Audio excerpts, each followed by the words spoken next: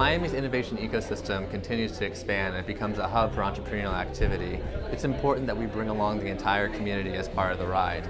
It's imperative to have an inclusive and welcoming ecosystem that enables everybody to participate in all the great gains that Miami's entrepreneurial ecosystem has created for the community.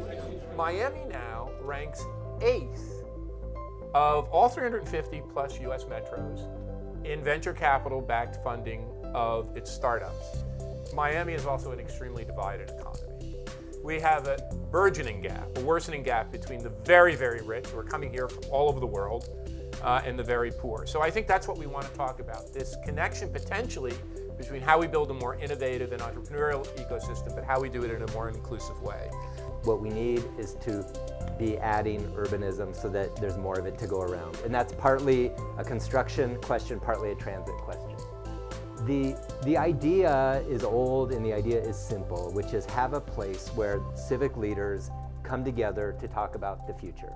Spur's one of the few groups that made that transition from the old model to the new model of urban civic group. And today what it really is, it's a place where we try to figure out what to do about the big urban problems. So I have a cross-sector leadership board, business people, labor people. We still have a problem with housing affordability. It might even be worse. I don't want San Francisco's bad, but the problem here is that what we build is mainly for rich people. Accepting the fact that we're at a bigger scale than we thought we were, and that instead of being a region of 7 or 8 million people, we need to become a region of 10 or 15 million people, which requires huge investment in transit infrastructure as well, and then using that to enable additions to the housing supply. But the one issue that I think we have worse than you said you didn't build enough transit. Like you have a BART system. Yeah. This is not a hard place to fix the transport problem. The same relationship that the Bay Area has to Asia or New York has to Europe, Miami can have to Latin America. It's not the president that's the problem, it's the office.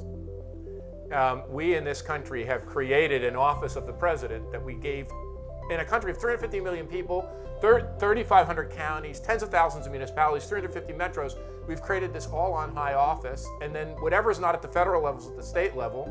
But we know the thing that works is city and local government. You know, the thing about transit, people need to believe in government, frankly, in order to tax themselves at a level and empower an agency with the tools necessary to build effective transit. A factoid that's a very sad factoid, 50% of the transit riders in the United States are in New York.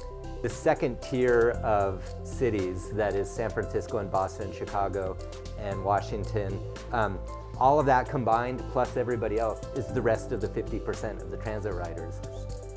One could make an argument that with sea level rise and the threat from climate, the biggest communities at threat are not the affluent communities in hurricane-proof buildings.